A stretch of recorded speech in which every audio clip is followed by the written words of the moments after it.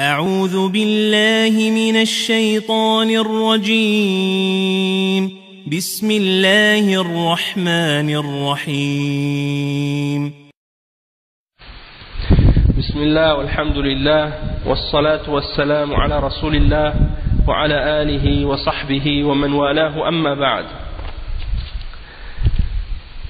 Donc on est rendu à la partie 42 dans la lecture des Fatawa de Cheikh Saleh Al-Fawzan dans son livre Al-Ijabat Al-Muhimma fi al-Mashakil Al-Mulimma, et on est toujours dans le volume 1 et on est dans les fatwas au sujet des groupes et des partis islamiques et le verdict de l'islam à ce sujet, au sujet de ces choses-là.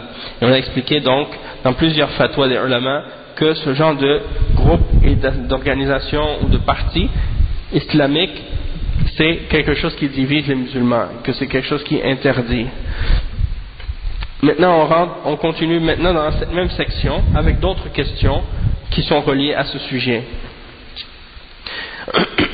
السؤال: يتردد على ألسنة بعض الناس أن فلانا هذا سلفي وفلانا غير سلفي، فما المقصود بالمذهب السلفي؟ ومن أبرز من دعا إليه من علماء المسلمين؟ وهل يمكن تسميتهم بأهل السنة والجماعة أو الفرقة الناجية؟ ثم ألا يعتبر هذا من باب التزكية للنفس؟ On a posé la question au Cheikh Saleh Al-Fawzan, la question suivante. Il dit, on entend souvent des gens répéter avec leur langue, il y a certaines personnes qui disent un tel c'est un salafi, ou un tel il n'est pas salafi. Qu'est-ce qu'on veut dire, ou qu'est-ce qui est voulu par le terme ou la voix des salafs, ou la voix quand on dit que quelqu'un est salafi, ou la voix salafi, qu'est-ce que ça veut dire? Et qui sont les personnes les plus connues qui ont appelé à cette voix parmi les ulama des musulmans? Et est-ce qu'il est permis ou est-ce qu'il est possible de les appeler Ahl Sunnati wal Jama'a, c'est-à-dire les gens de la Sunna et de l'unité?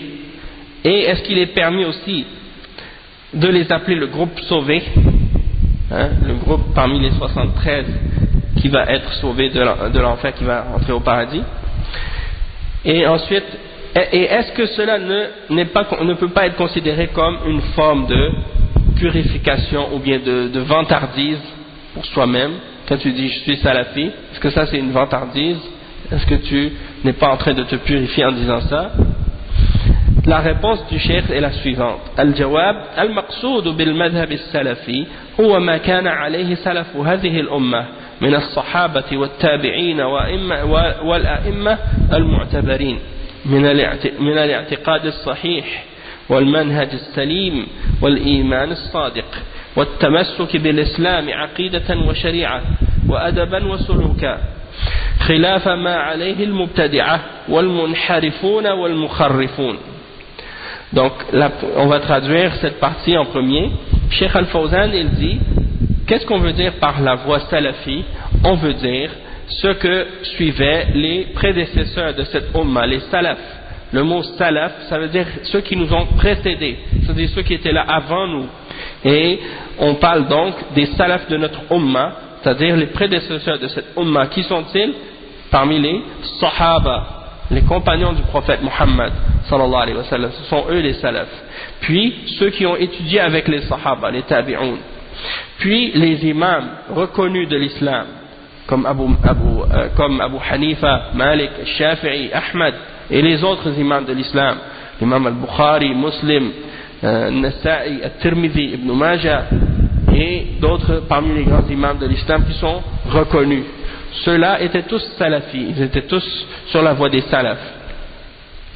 Donc c'est ceux-là, quand on dit les salafs, c'est de ceux-là qu'on parle, et tous ceux qui les ont suivis dans leur croyance correcte et dans leur méthodologie propre et dans leur foi sincère et véridique et dans leur accrochement à l'islam sur le plan de la croyance, sur le plan des règles de la charia, sur le plan du comportement et de la conduite. Donc sur tous ces aspects-là, C'est ça d'être un salafi. Contrairement à ce que suivent les mubtadi'a. Les mubtadi'a, c'est qui? C'est des gens qui font des bid'a, qui font des innovations. Et ça peut être des innovations dans la croyance, dans la aqidah, ou bien des innovations dans les paroles ou dans les actions. Hein? Donc ça c'est ce qu'on appelle des mubtadi'a. Ok? Et aussi des munharifun, c'est-à-dire des gens qui sont déviés, qui sont en dehors du droit chemin, ou qui ne sont pas sur le bon chemin, qui sont déviés.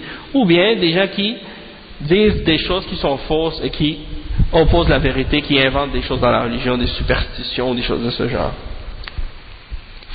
ومن أبرز من دعا إلى مذهب السلف الأئمة الأربعة وشيخ الإسلام ابن تيمية وتلاميذه والشيخ محمد بن عبد الوهاب وتلاميذه وغيرهم من كل مصلح ومجدد حيث لا يخلو زمان من قائم لله بحجة ولا بأس من تسميتهم بأهل السنة والجماعة وفرق بينهم وبين أصحاب المذاهب المنحرفة وليس هذا تزكية للنفس وإنما هو من التمييز بين أهل الحق وأهل الباطل. Donc le cheikh il répond, ensuite il continue la réponse, il dit que les plus connus d'entre les gens qui ont appelé à la voie des salafs sont les 4 imams des madhahib. C'est-à-dire les 4 imams des madhahib, Abu Hanifa, Malik, Shafi'i, hein, et Ahmad. C'est les 4 imams des madhahib connus. De même que Cheikh al-Islam ibn Taymiyyah, un des grands savants de l'islam, et ainsi que ses élèves, Ibn al-Qayyim et les autres. De même que le Cheikh Muhammad ibn Abdul Wahhab et ses élèves. Et tous ceux qui ont travaillé pour la réforme et le fait de ramener l'islam à sa pureté. Parce qu'à travers les siècles, 1400 ans, on sait qu'à certaines époques, il y a des gens qui sont venus avec des choses nouvelles, des innovations, des falsifications, des déformations de la réalité de l'islam. Et à chaque fois, Allah subhanahu wa ta'ala ramène un savant ou des savants pour ramener l'islam dans sa pureté originelle et pour ramener la religion telle qu'elle était à la base. C'est-à-dire, les choses qui ont été rajoutées, eux, ils les purifient, ils les enlèvent. Et les choses qui ont été oubliées, ils les ramènent, ils les appliquent. Ils réforment la religion de cette façon-là.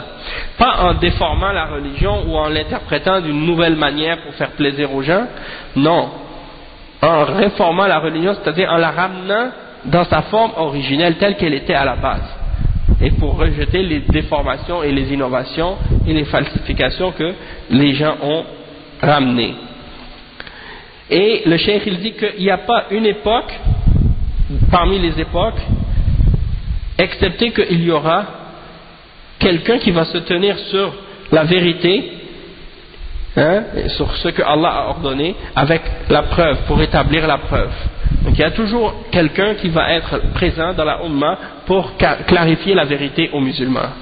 Même s'il y en a beaucoup parmi eux qui sont dans l'égarement ou qui appellent à des innovations ou à des déviations ou à des déformations, mais il y aura toujours un ou plus parmi les savants de l'islam qui sont présents, qui vont être sur la vérité et qui vont appeler les musulmans à la vérité. Ça c'est très important. Et il n'y a aucun problème de les nommer les gens de les appeler comme étant les gens de la sunna et de l'unité, ahlus sunnati wal jama'a, يعني وفرق بينهم وبين أصحاب المذاهب المنحرفة. Donc ça c'est pour montrer qu'il y a une différence entre eux, c'est-à-dire entre les salafis et ceux qui suivent des méthodologies et des voies qui sont déviées, comme des sectes, des groupes innovés et ainsi de suite, comme les soufis, les shi'a, les khawarij, les mu'tazila, les asha'ira, les maturidiyya, les différentes turuq soufiyya, Naqshbandiyya, Qadiriyya, Chistiyya, Tijaniyya, Saharwardiyya et toutes ces autres sectes. C'est la même chose. Ikhwan Muslimin, Jama'at Tabligh et ainsi de suite. Tout ça c'est des différentes sectes qui suivent des méthodologies déviées, qui sont contraires au Coran et à la Sunna.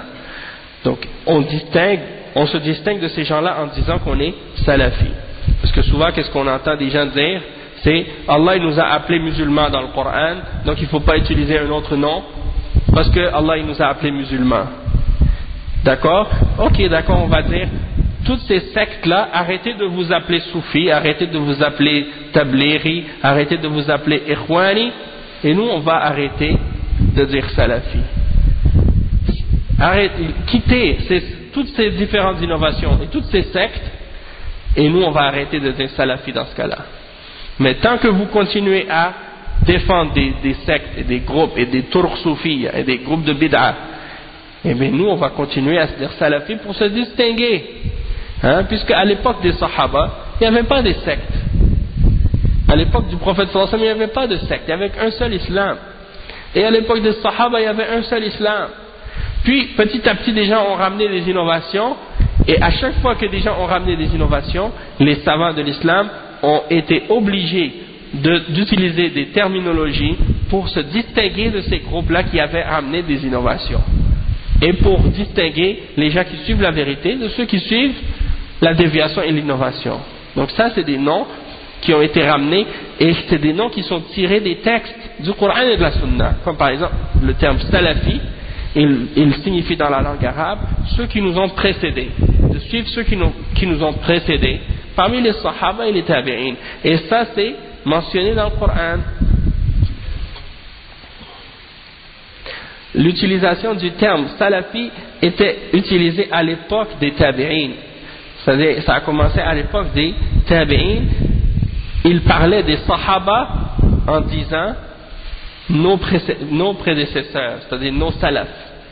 C'est-à-dire, les élèves des sahaba, quand ils parlaient des sahaba, ils disaient nos salafs. Et de dire nous sommes salafis, ça c'est sur le plan linguistique. Sur le plan linguistique. Comme par exemple le fait de se dire sunni. Les sahaba ne disaient pas nécessairement nous on est sunni. Mais quand on dit sunni, ça veut dire quoi dans la langue arabe, ça veut dire quoi? Le ya que tu mets à la fin là, pour dire le i, sunni, ça veut dire que tu appartiens à ceux qui suivent la sunna. Quand tu rajoutes le ya à la fin de salaf, pour que ça fasse salafi, ça veut dire que tu appartiens à ceux qui suivent les salaf. Donc sur le plan linguistique, c'est juste une appartenance. Et c'est pour ça que Cheikh al-Islam Ibn Taymiyyah, rahimahullah, qui a vécu au 7e siècle de la Hijra, il a dit il n'y a aucun mal de s'apparenter au salaf et de se dire salafi. Et il est obligatoire d'accepter cela de celui qui le dit, parce que la voix des salafs ne peut être que la vérité. Donc ça c'est une parole de Cheikh al-Islam Ibn Taymiyyah qui est claire.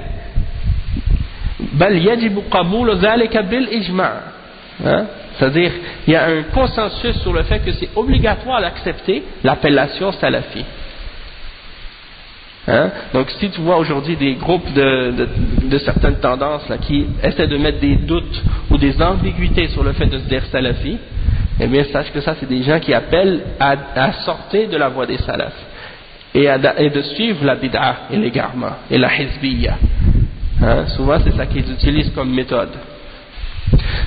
Barakallahu fik. Donc c'est ça, si tu veux connaître la salafiyya, il faut que tu connaisses les salafs, les prédécesseurs et leurs exemples, et c'était quoi leur croyance, c'était quoi leur pratique. C'est ça la salafiyya. C'est pas X ou Y ou un tel. Parmi les musulmans qui sont dans la rue qui disent moi je suis salafi. Quelqu'un peut se dire salafi, ça ne veut pas dire qu'il est parfait. Ça ne veut pas dire qu'il ne fait pas de péché. Ça ne veut pas dire qu'il ne va pas faire des erreurs. Comme quand tu dis que tu es musulman, est-ce que ça veut dire que quand tu dis que tu es musulman, est-ce que ça veut dire que tu es parfait? Non. Il y a des musulmans qui font des péchés. Donc la salafiyya c'est l'islam. Et l'islam c'est la salafiyya. D'être salafi c'est d'être musulman, mais d'être un vrai musulman sur la sunna. C'est ça que ça veut dire être salafi. Mais est-ce que le fait que tu sois musulman sur la sunna, ça veut dire que tu vas être parfait 100%, tu vas jamais faire de péché, tu vas jamais faire d'erreur? Non, ça ne veut pas dire ça. Bien entendu, si tu fais un péché ou non, tu vas te repentir à Allah subhanahu wa ta'ala pour suivre l'exemple des salafs. Parce que les salafs, quand ils faisaient un péché, ils se repentaient à Allah. Et c'est ça l'exemple des salafs. propos de ça. Mais il y en a qui disent, ah non, tant que tu n'as pas le même comportement 100% comme les salafs, et tu n'es pas aussi pieux que les salafs, donc tu ne peux pas te dire salafi. Qui a dit ça? Ça veut dire, si tu ne suis pas la sunna à 100%, tu ne peux pas te dire sunni? Non. Ou si tu n'es pas musulman à 100%, tu ne peux pas te dire musulman? Qui a dit ça? Hein? Donc ça, c'est une compréhension incomplète, incorrecte de la religion. Et c'est de jouer avec les mots et de vouloir éloigner les gens de la réalité des choses. Et comme le frère a dit, si tu veux comprendre la salafiyya, tu dois prendre ta compréhension des grands savants de l'islam et des ulama de l'islam. Et non pas un tel ou un tel qui parle de la religion dans la rue, parmi tes amis ou des copains ou sur des sites ou des blogs internet. Hein? Ta religion, tu dois la prendre des savants, des hommes de science. D'accord? Et donc c'est pour ça qu'il faut retourner à leurs paroles à eux. Comme on est en train de lire leurs fatwas, de lire leurs livres, qu'est-ce qu'eux ils expliquent dans leurs livres, ça c'est pour être capable de comprendre notre religion de la part de la bouche de nos savants de l'islam.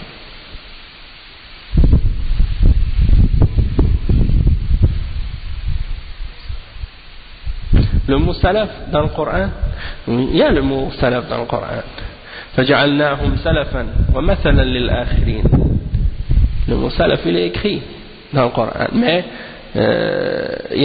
c'est pour dire que c'est un mot connu dans la langue arabe, ça veut dire ceux qui ont précédé. Hein? Salaf, ça peut vouloir dire un prédécesseur dans le bien comme dans le mal. Mais c'est pour ça qu'on dit as-salaf as-salih. Pharaon, c'est un salaf pour les gens qui font le mal. Hein? Mais nous, quand on parle de nos salafs à nous, on parle des sahaba, on parle des tabi'in, on parle des tabi'in, de ceux qui nous ont précédés dans le bien. On parle de nos prophètes. Hein? Le prophète sallallahu alayhi wa sallam, il a dit à sa fille Fatima, radiyallahu anha, il a dit ni'ma salaf ana laki. Quel bon salaf je suis pour toi. Il a dit ça à sa fille. Donc ça existe, le terme salaf dans la religion. Et les tabi'in dans Sahih al-Bukhari, les salaf, les tabi'in, ils parlaient des sahaba, ils disaient nos salaf, ils faisaient ça, ils faisaient ça, ils faisaient ça. Ça fait partie même c'est connu. C'est pas une appellation nouvelle que les gens ne connaissaient pas auparavant. C'est pas un nouveau groupe ou une nouvelle secte comme certains essaient de le faire comprendre. Hein? C'est l'islam dans toute sa pureté. Et le cheikh il termine en disant que ce n'est pas une tazkiya lin-nafs. C'est pas une purification de soi-même que tu fais comme tu dis, je suis salafi dans le sens que tu veux te vanter, hein, tu veux te purifier. Tu dis, moi je suis parfait, je suis pur. Comme j'ai dit tout à l'heure, ça ne veut pas dire que tu es salafi, que tu es correct, parfait. Tu peux avoir des péchés et être salafi. Sauf que tu dois te repentir. Pour suivre l'exemple des salafs qui se repentaient lorsqu'ils commettaient des péchés. Hein? Et c'est une distinction entre c'est pas une purification ou une vantardise, mais c'est pour distinguer entre les gens qui suivent la vérité des gens qui suivent le faux et le mensonge. Donc c'est très important de comprendre ça. Hein? Parce qu'il y en a des fois, ils prennent une fatwa d'un cheikh dans un contexte et ils ramènent cette parole-là pour essayer de dire aux gens, il ne faut pas se dire salafi parce que c'est une vantardise. Donc il y avait une fatwa de Cheikh Al-Fawzan dans laquelle on a posé la question, est-ce que le fait de marquer à la fin de son nom qu'on est salafi, quand on dit son nom, est-ce que ça c'est une vantardise, oui ou non? Et le cheikh dit non, ulama ils n'ont pas fait ça.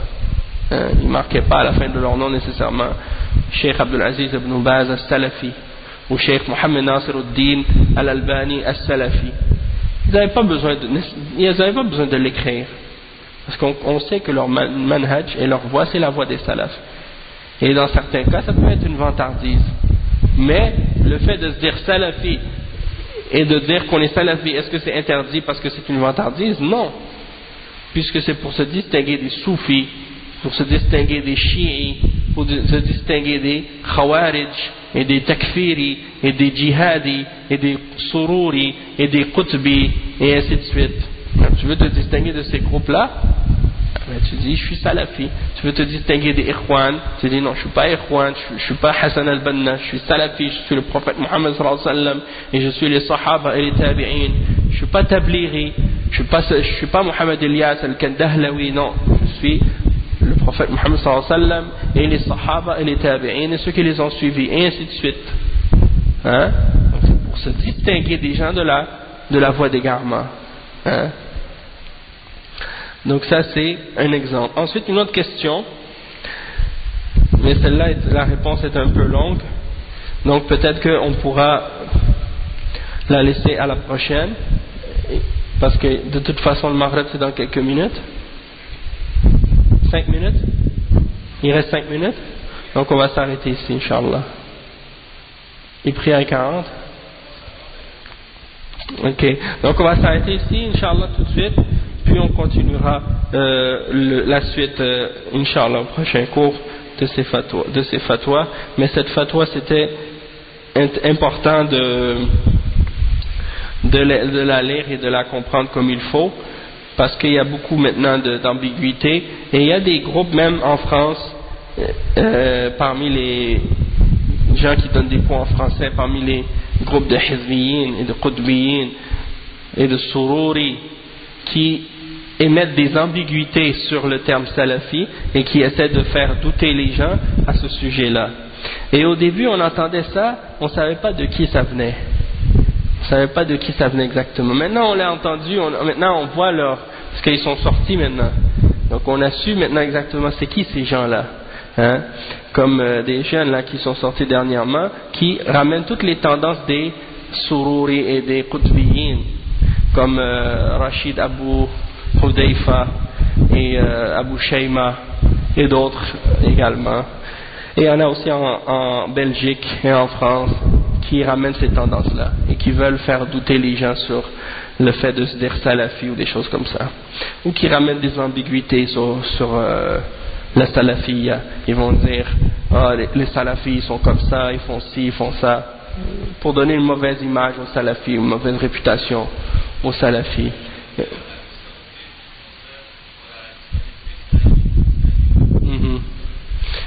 Oui, peut-être il y en a qui vont parler des problèmes politiques dans certains pays, critiquer et essayer d'associer ça à la salafiyya ou des choses comme ça.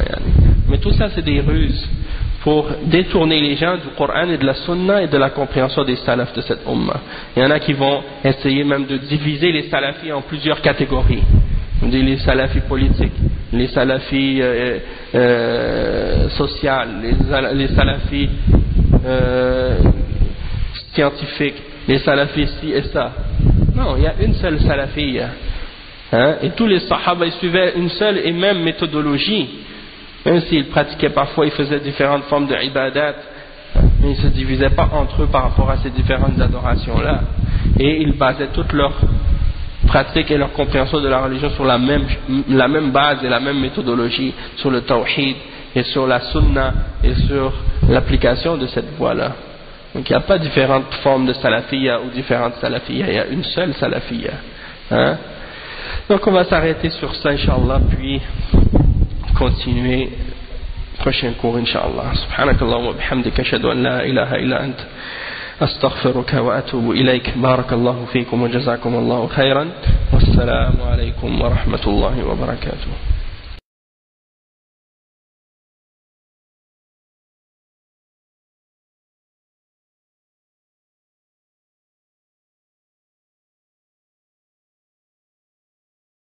أعوذ بالله من الشيطان الرجيم.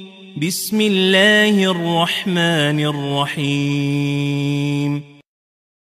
بسم الله والحمد لله والصلاة والسلام على رسول الله وعلى آله وصحبه ومن والاه أما بعد. Donc on va maintenant lire quelques fatwas dans le livre du Cheikh Salih Al-Fawzan, Al-Ijabat Al-Muhimma fi al-Mashakil Al-Mulimma. C'est la partie 43 aujourd'hui. Il y a une fatwa donc qui est mentionnée ici tout de suite dans l'ordre, mais je vais la sauter pour la lire à la fin parce qu'elle est plus longue, la réponse est plus longue, donc je vais lire une plus courte, une ou deux ou trois plus courtes, puis on reviendra à celle-là par la suite à la fin. On a posé la question au Cheikh السؤال: يزعم بعض الناس أن السلفية تعتبر جماعة من الجماعات العاملة على الساحة وحكمها حكم باقي الجماعات فما هو تفنيدكم لهذا الزعم. La question a été posée au Cheikh Salih Al-Fawzan que certaines personnes pensent ou considèrent que la Salafiyya c'est un groupe parmi les autres groupes qui sont actifs sur le terrain et que le verdict au sujet de ce groupe est le même que le verdict pour les autres groupes. Alors comment répondez-vous à cette idée, hein? Et le Cheikh il répond, Cheikh Al-Fawzan il dit Al-Jawab ذكرنا أن الجماعة السلفية هي التي على الحق وهي التي يجب الانتماء إليها والعمل معها والانتساب إليها وما عداها من الجماعات يجب أن لا تعتبر من جماعات الدعوة لأنها مخالفة. وكيف نتبع فرقة مخالفة لجماعة أهل السنة والجماعة لأهل السنة وهدي السلف الصالح؟ وكيف نتبع فرقة مخالفة لجماعة أهل السنة وهدي السلف الصالح؟ فالقول أن الجماعة السلفية واحدة من الجماعة فالقول أن الجماعة السلفية واحدة من الجماعة الإسلامية هذا غلط. فالجماعة السلفية هي الجماعة الأصلية التي يجب اتباعها والسير على منهجها والانضمام إليها والجهاد معها وما عداها فإنه لا يجوز للمسلم أن ينضم إليه لأنه مخالف. وهل يرضى الإنسان أن ينضم إلى المخالفين؟ والرسول صلى الله عليه وسلم يقول عليكم بسنتي وسنة الخلفاء الراشدين المهديين من بعدي. وسئل عن الفرقة الناجية فقال ما أنا عليه وأصحابي. هل يريد الإنسان النجاة ويسلك غير طريقها؟ ترجو النجاة ولم تسلك مسلكها أو مسالكها إن السفينة لا تجري على اليبس. Donc la réponse du Cheikh Al-Fawzan à ce sujet-là, est-ce que la Salafiyya c'est une jama'a comme les autres jama'at qui existent actuellement? Le Cheikh il a dit, on a mentionné déjà que la Salafiyya c'est le groupe qui est sur la vérité et c'est celui qu'il est obligatoire pour nous auquel il est obligatoire pour nous de s'affilier et de travailler avec lui et de déclarer notre appartenance à celui-ci. Et tous les autres groupes qui existent, ils ne doivent pas être considérés comme étant des groupes de da'wah parce qu'ils sont des groupes contradictoires, qui sont en contradiction avec la voie d'Ahl Sunnah wal Jama'a. Donc comment quelqu'un peut-il suivre une voie qui est en opposition avec la voie de Ahl Sunnah et la guidance des Salaf al-Salih? Donc le Cheikh dit la parole ou la personne qui dit que la Jama'a Salafiyya est un groupe parmi les autres groupes islamiques, il dit ça c'est une erreur. La Jama'a Salafiyya c'est elle qui est la Jama'a, c'est le groupe de base, c'est le groupe d'origine qu'il est obligatoire pour nous de suivre et de marcher sur sa méthodologie et de se joindre à son rang et de lutter avec eux. Et tous les autres groupes, il n'est pas permis à un musulman d'y appartenir. Tous les autres groupes, autres que la Salafiyya, il n'est pas permis à un musulman d'y appartenir, parce que ce sont des groupes en contradiction. Hein? Et est-ce que quelqu'un est satisfait d'appartenir à ceux qui contredisent la voie de Ahl Sunnah wal Jama'a? Hein? Donc le Cheikh dit, le messager sallallahu alayhi wa sallam a dit, accrochez-vous à ma sunna et à la sunna de mes successeurs bien guidés après moi. Et il a été questionné au sujet du groupe sauvé et il a répondu en disant, c'est ce que je suis moi-même, c'est la chose que je suis, l'exemple que je suis, ainsi que mes compagnons. Donc est-ce que quelqu'un est satisfait ou est-ce que quelqu'un veut être sauvé, avoir le salut par une voie autre que la voie du salut? Et il cite un vers de poésie qui dit, tu souhaites être sauvé ou avoir le salut sans suivre son chemin, sache que le bateau ne peut pas voguer sur le sable ou sur qu'est-ce qui est sec. Hein? Si tu mets un bateau sur la terre, il ne va pas voguer.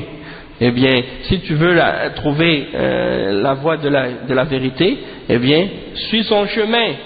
Suis pas une autre voie, puis après, tu prétends vouloir suivre la vérité.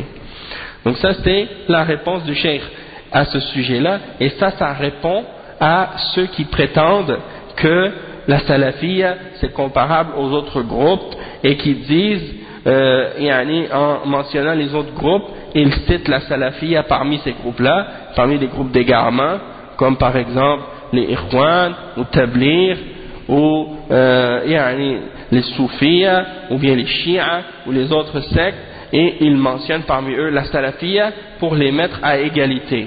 Ça c'est un mensonge, et c'est une malhonnêteté de la part de la personne qui fait ça. Aussi parfois il y en a des gens qui disent il faut laisser ces noms-là parce que ce sont des noms qui font de la division entre les musulmans. Ce sont des noms qui font de la division entre les musulmans, donc il ne faut pas dire ces noms-là ou utiliser ces noms-là. Allah nous a mentionné ou nous a appelés des musulmans.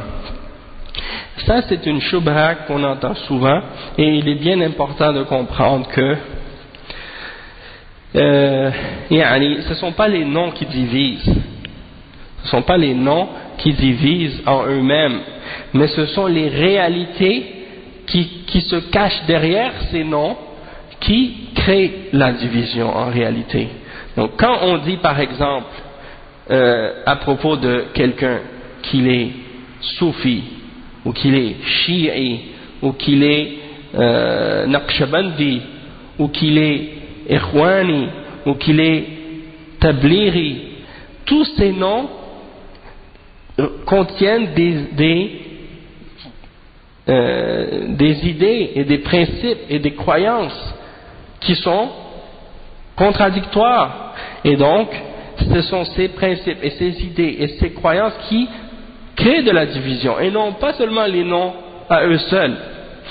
Hein? C'est comme si on dit par exemple de quelqu'un qu'il est communiste, ou qu'il est athée, ou qu'il est par exemple chrétien ou juif. Est-ce que tu vas dire qu'est-ce qui divise les hommes? Ce sont ces noms-là. Il ne faut plus utiliser ces noms-là. Il ne faut plus dire musulman, juif, chrétien, athée, communiste, socialiste, laïque. Ça divise les hommes. Il faut juste s'appeler être humain. Hein? Non. Qu'est-ce qui divise les hommes? C'est pas seulement ces noms-là, mais c'est les réalités qui se cachent derrière ces noms. Ces croyances qui sont derrière ces noms, qui impliquent des significations qui sont soit vraies ou soit fausses. Et toute chose qui est contraire au Coran et à la Sunna et à la vérité, donc il faut le rejeter, peu importe le nom qu'on lui donne. Et donc c'est pour cette raison-là que quand on parle, par exemple, juste pour donner un exemple, parce que je pourrais donner des exemples sur chacun de ces noms-là, mais pour se limiter à un exemple, par exemple, les soufis, eh bien si on dit le mot soufi, ça implique plein de bid'ah.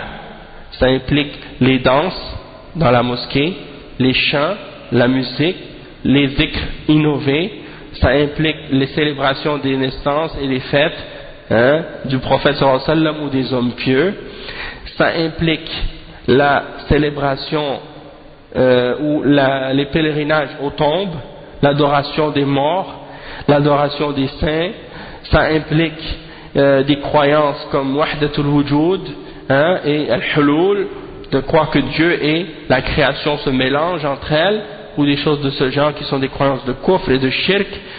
Ça implique la croyance en la perfection ou disons l'infaillibilité des awliya, et qu'ils ont des dons surhumains ou même parfois divins, des caractéristiques divines, et plein d'autres fausses croyances, qu'ils connaissent le rêve et des choses comme ça. Donc ça c'est des croyances de bid'a et d'égarement. Et si quelqu'un dit soufia ou soufi, eh bien il y a une signification qui a des implications. Tu ne peux pas juste dire c'est un mot ou un nom qui divise. Il faut savoir qu'est-ce qu'il y a dans ce nom-là qui fait que ça nous divise. Et quand on dit salafi, eh bien, qu'est-ce que ça implique? Ça implique que tu suis uniquement qu'est-ce qui est dans le Coran et dans la Sunna et qui est en accord avec la compréhension des Sahaba et des Tabi'in et de ceux qui les ont suivis, et ça implique aussi que tu rejettes toute secte ou toute innovation dans les pratiques et dans les croyances qui est inventée après le prophète sallallahu alayhi wa sallam et qui n'a pas de source ou d'origine dans les textes du Coran et de la Sunna, hein, et dans les paroles des salaf. Donc si ce mot-là cause de la division, eh bien c'est parce qu'il y a un problème quelque part chez les personnes qui entendent ça, qui ne sont pas d'accord avec ces principes-là, qui sont dans le Coran et dans la Sunna. Donc c'est pas seulement les noms qui causent de la division, mais c'est les réalités des choses qui sont derrière. De même qu'il y en a par exemple qui critiquent le fait qu'on va réfuter certains individus parce qu'ils ont commis des choses qui sont en opposition avec la vérité, et qu'on mentionne leur nom et qu'on mette en garde contre eux, ou qu'on avertisse contre eux et qu'on donne le bon conseil aux musulmans à leur sujet, et que ça leur déplaît parce que eux ils aiment la déviation et ils aiment l'égarement.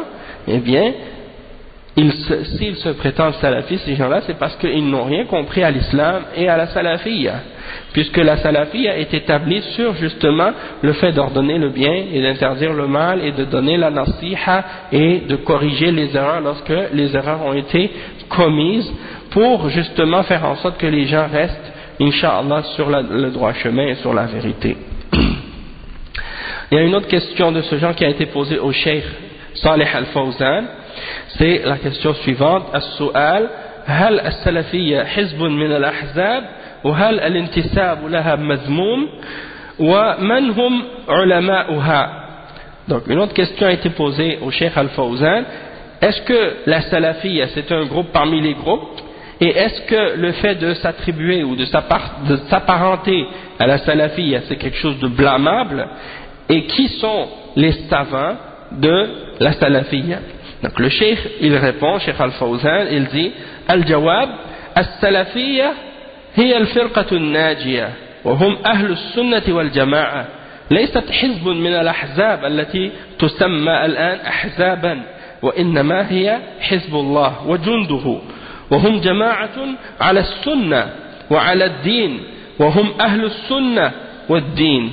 قال صلى الله عليه وسلم: لا تزال طائفة من أمتي على الحق ظاهرين لا يضرهم من خذلهم ولا من خالفهم. وقال صلى الله عليه وسلم: وستفترق هذه الأمة على 73 فرقة كلها في النار إلا واحدة. قيل من هي يا رسول الله؟ قال: ما أنا عليه وأصحابي. فالسلفية فالسلفية من كان على مذهب السلف على ما كان عليه الرسول صلى الله عليه وسلم وأصحابه، وهي ليست حزبا من الأحزاب العصرية، وإنما هي جماعة قديمة من عهد الرسول صلى الله عليه وسلم متوارثة مستمرة لا تزال على الحق ظاهرة إلى قيام الساعة كما أخبر صلى الله عليه وسلم. Donc il répond le cheikh en disant que la salafiyya c'est le groupe sauvé, et ce sont les gens de la sunna et de la jama'a, de l'unité, les gens qui se regroupent sur la sunna et qui s'unissent sur la vérité. Ce n'est pas un parti parmi les partis islamiques qu'on connaît aujourd'hui, qu'on appelle des partis. C'est le parti d'Allah, c'est le groupe d'Allah, c'est l'armée d'Allah, hein? Et ce sont les gens ce sont le groupe qui se tiennent sur la sunna et sur la religion. Ce sont les gens de la sunna et de la religion. Et le prophète sallallahu alayhi wa sallam, il dit: il y aura toujours un groupe de ma umma qui se tiendront sur la vérité et qui seront victorieux, et ceux qui les abandonnent ou ceux qui les contredisent ne vont rien leur faire comme nuisance ou comme tort. Et il mentionne un autre hadith qui dit que le prophète sallallahu alayhi wa sallam a dit que ma umma va se diviser en 73 sectes et qu'elles seront toutes en enfer excepté une. Et lorsqu'on lui a demandé laquelle est-ce, ô messager d'Allah, il a dit: c'est celle sur laquelle je suis moi-même aujourd'hui, ainsi que mes compagnons.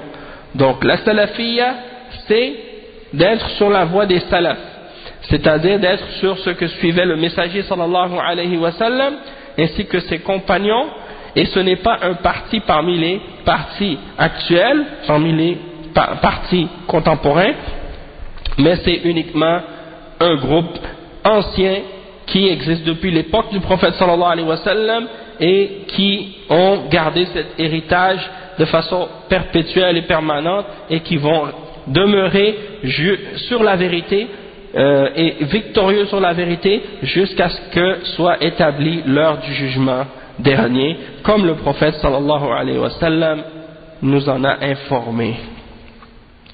Donc ça c'est les deux fatwas que je voulais lire aujourd'hui, puis là je vais vous lire Inch'Allah l'autre fatwa que j'avais gardé pour la fin. Inch'Allah.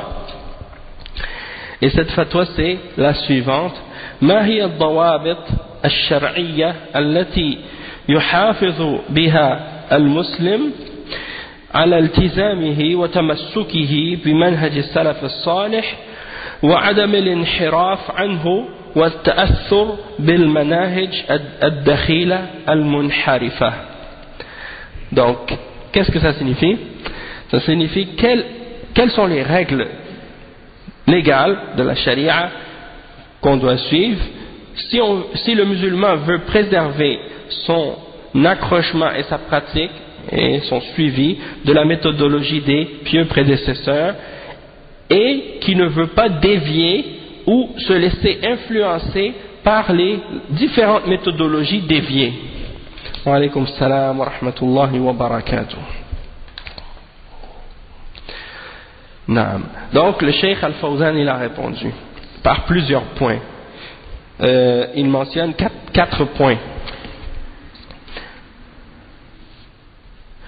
Premièrement, le Cheikh dit الجواب الضوابط الشرعية تفهم من مجموع ما سبق الكلام فيه وذلك بأن أولا يرجع الإنسان إلى أهل العلم وأهل البصيرة يتعلم منهم ويستشيرهم فيما يجول في فكره من أمور ويستصدر رأيهم في ذلك.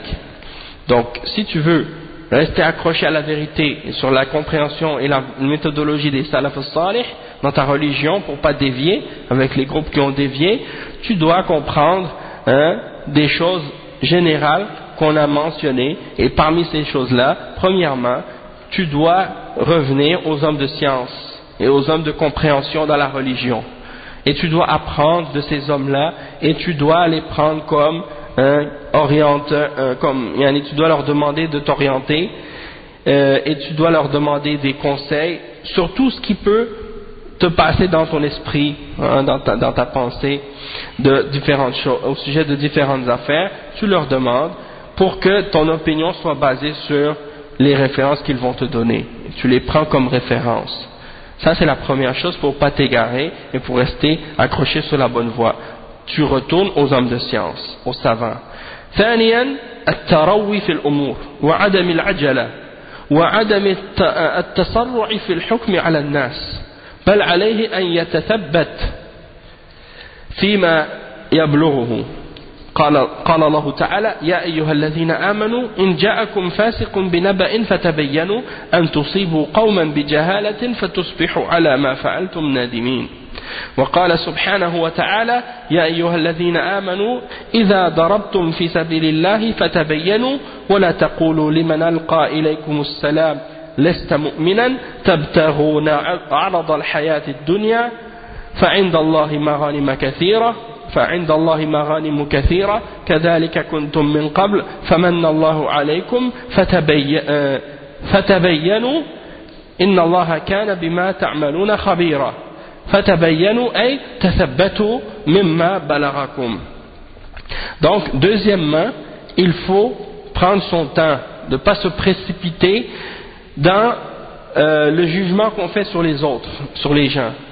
Il faut vraiment prendre son temps pour bien vérifier les paroles et les informations qui nous arrivent. Comme Allah subhanahu wa ta'ala, il dit dans Surat al-Hujurat, le verset 6, Allah subhanahu wa ta'ala, il dit, ô vous qui avez cru, si un pervers vous vient avec une nouvelle ou une information, alors vérifiez-la, de peur de faire du tort à des gens par ignorance et que par la suite vous allez avoir du regret et des remords de ce que vous avez fait. Donc de vérifier l'information quand elle nous parvient. Et un autre verset qui est mentionné, qui est le verset 94 dans Surat An-Nisa, qui également mentionne, il dit, Allah subhanahu wa ta'ala dit, ô vous qui avez cru, il dit ce qui signifie, ô vous qui avez cru, lorsque vous partez dans le sentier d'Allah, alors vérifiez, et ne dites pas à celui qui vous donne le salam, tu n'es pas croyant, en cherchant à obtenir une part de cette vie d'ici-bas.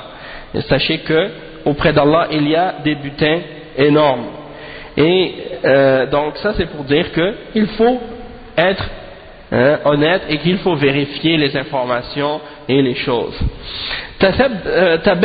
Tabayyanu, vérifier, c'est-à-dire tathabbatu, soyez, vérifiez les choses pour les confirmer, pour voir que ces choses-là sont réelles, comme elles vous ont été transmises.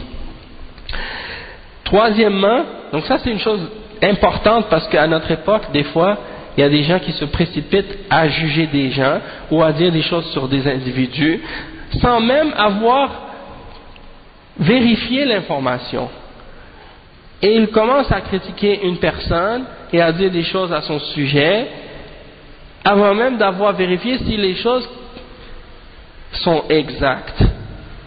Et après, il fait plein d'erreurs. Et ça, c'est arrivé de la part de plusieurs personnes qui se basent sur ce qu'il a entendu, des rumeurs, sans avoir vraiment vérifié les choses, est-ce que c'est vrai ou non. Et donc, ils commencent à se faire une opinion sur la personne, alors qu'ils ne savent même pas la réalité. Donc ça, c'est une grave erreur. ثالثا ثم إذا ثبت ما يبلغه فعليه بمعالجته بالطرق الكفيلة بالإصلاح لا بالطرق المعنفة أو الطرق المشوشة. والنبي صلى الله عليه وسلم قال بشروا ولا تنفروا، وقال إنما بعثتم مبشرين لا منفرين. وقال صلى الله عليه وسلم لبعض فضلاء أصحابه إن منكم لمنفرين فمن أما الناس فليخفف فإن وراءه الضعيف وذا الحاجة. وعلى كل حال فالأمور تعالج بحكمة وروية ولا يصلح لكل أحد أن يتدخل في مجال لا يحسن التصرف فيه.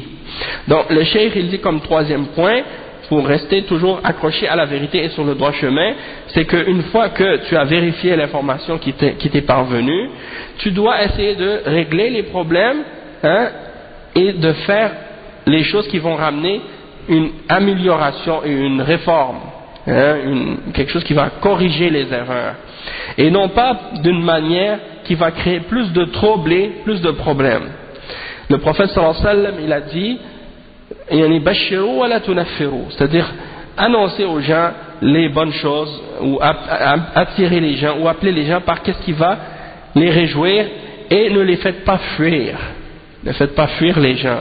Et il a dit dans un autre hadith également qui est authentique, on vous a envoyé comme des personnes pour ramener les gens et en leur appelant d'une manière qui va les réjouir et non pas qui va les repousser, qui va les faire fuir.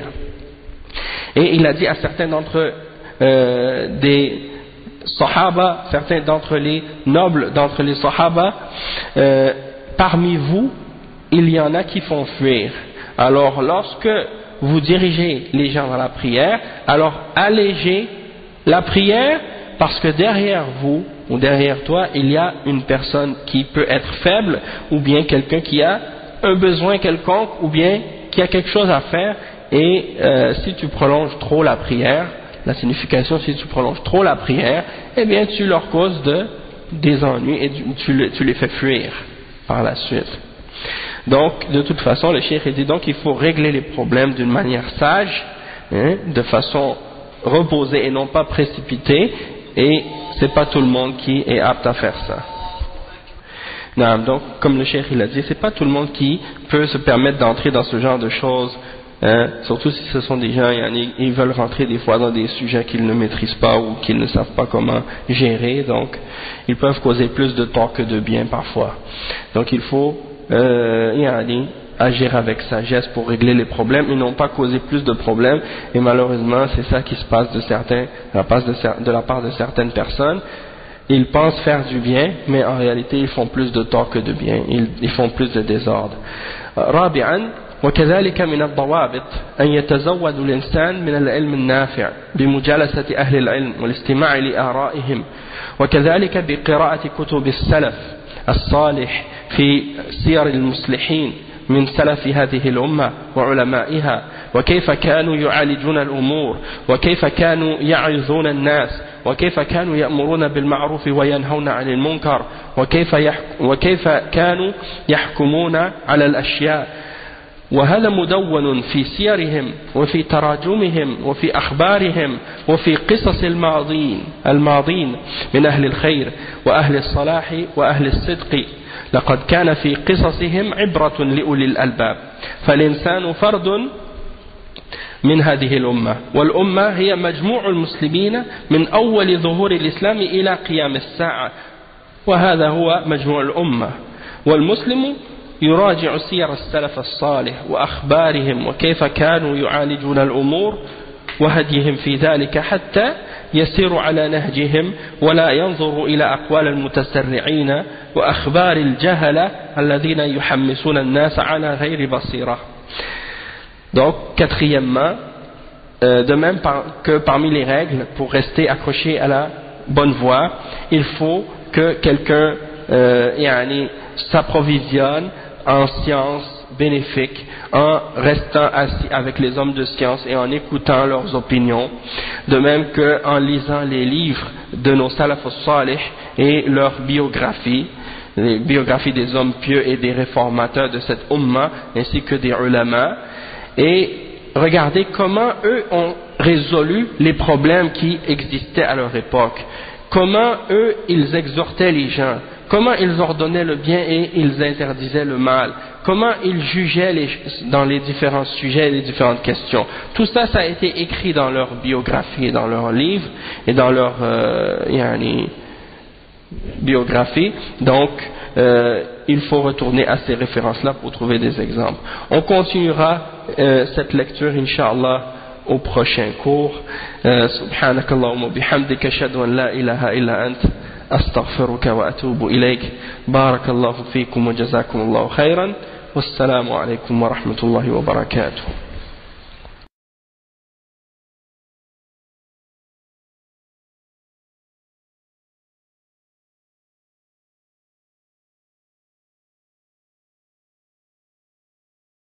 أعوذ بالله من الشيطان الرجيم. بسم الله الرحمن الرحيم. Donc, bismillah, walhamdulillah, wassalatu wassalamu ala rasulillah wa ala alihi wa sahbihi wa man walahu amma ba'd. On est arrivé hier donc à la lecture des fatwas de Cheikh Al-Fawzan dans Al-Ijabat Al-Muhimma fil Mashakil Al-Mulimma, au point numéro 4 dans une question qu'on avait commencé à expliquer au sujet de comment s'accrocher, c'est quoi les règles et les principes pour qu'on reste accroché à la voie des salafs et pour pas qu'on s'égare.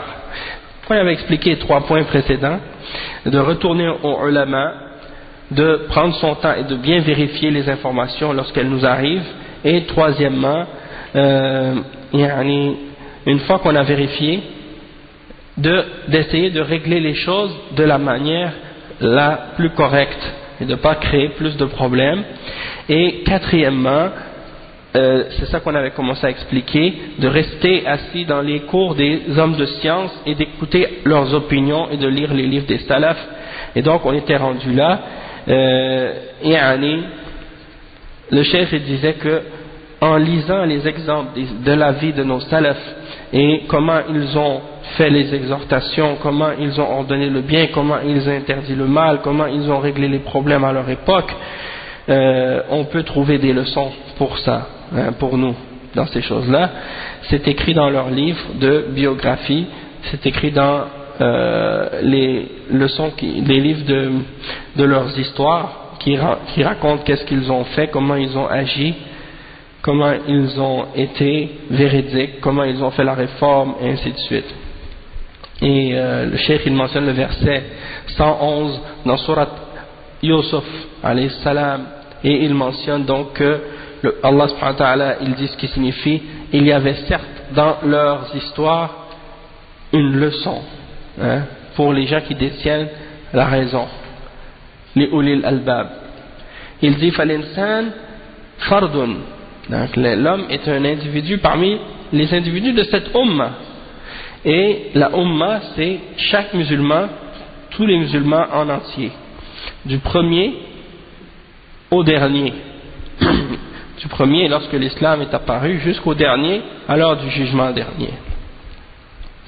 Donc ça c'est la umma au complet, c'est ça la umma.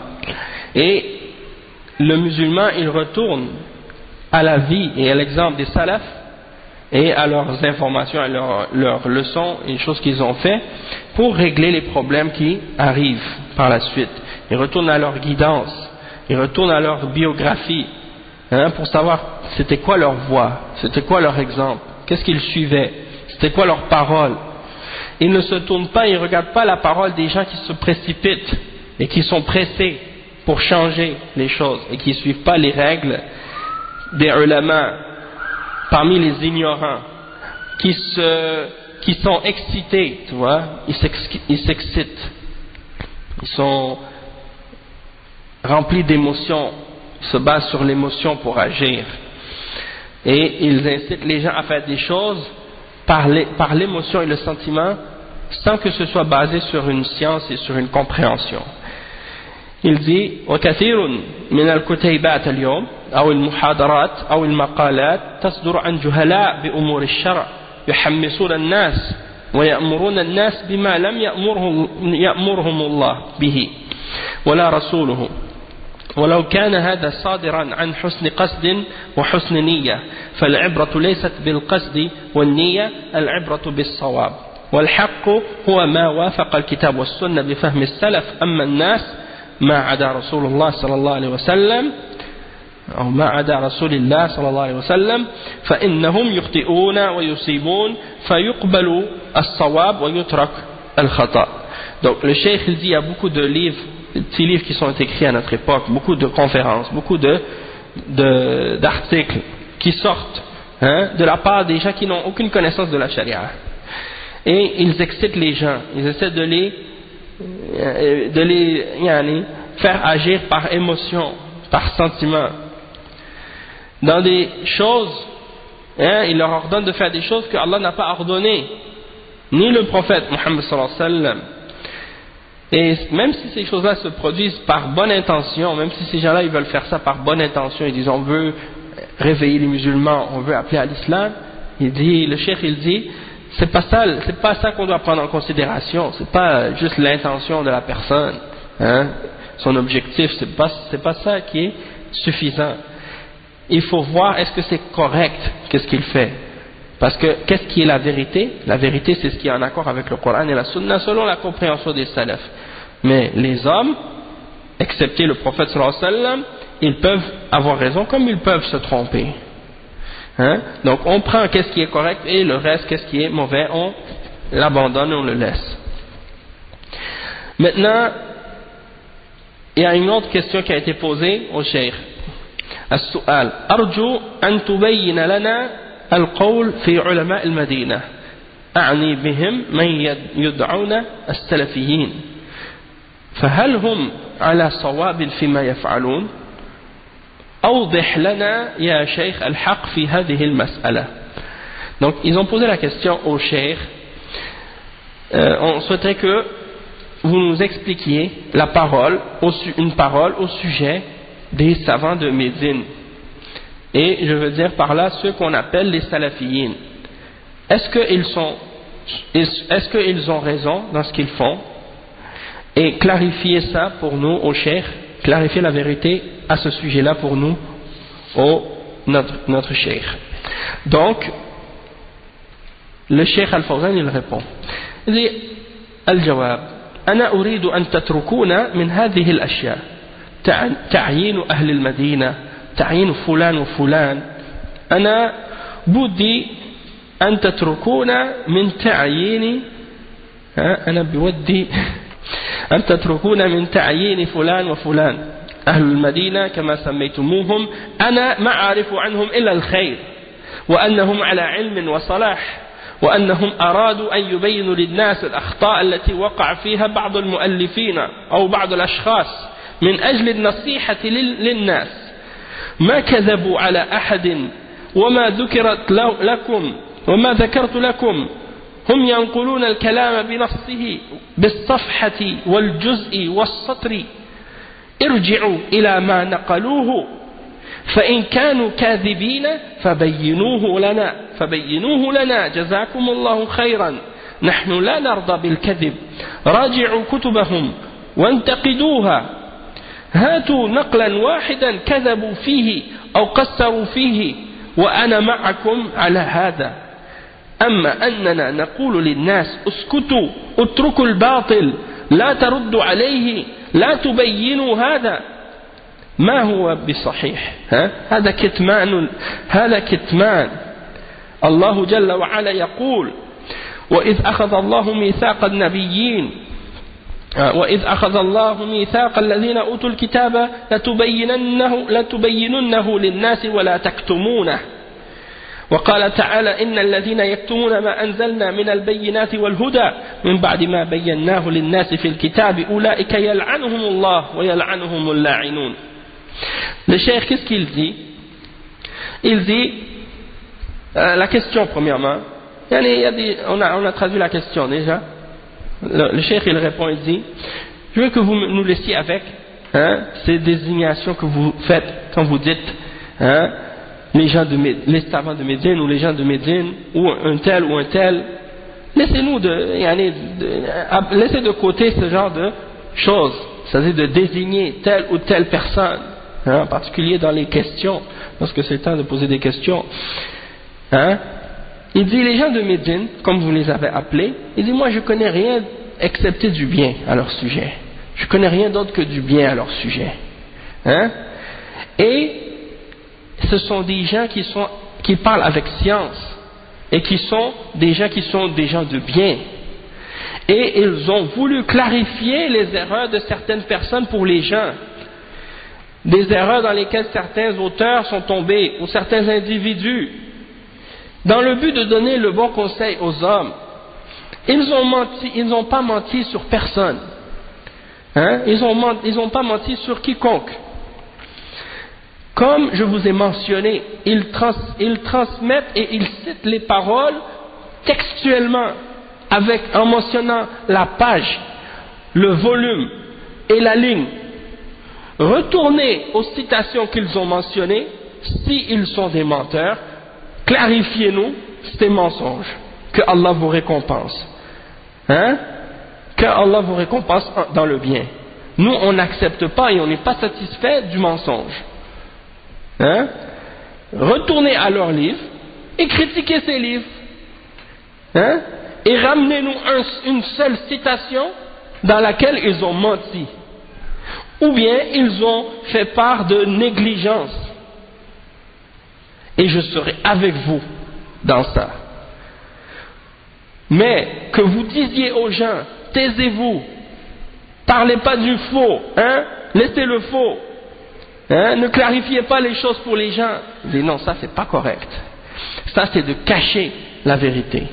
Et ça c'est pas permis.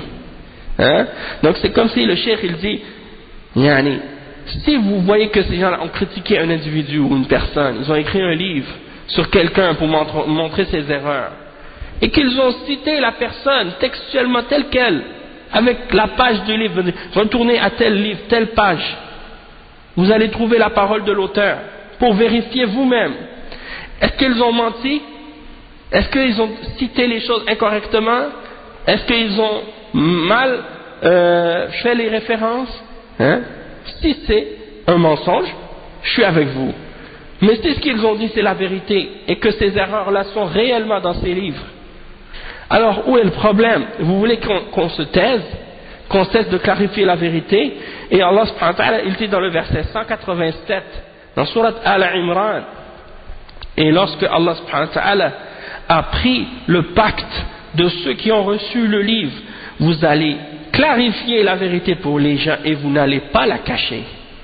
Et il mentionne le verset aussi dans Surat Al-Baqarah, le verset 159, qui dit: et ceux qui cachent ce que nous avons fait descendre comme preuve claire et comme guidance, après que ces choses ont été clarifiées pour les gens dans le livre, ceux-là, Allah les maudit, et ils sont maudits par tous ceux qui maudissent. Donc ceux qui cachent la vérité qui vient d'Allah, ils sont maudits par Allah subhanahu wa ta'ala et par toutes les créatures qui maudissent.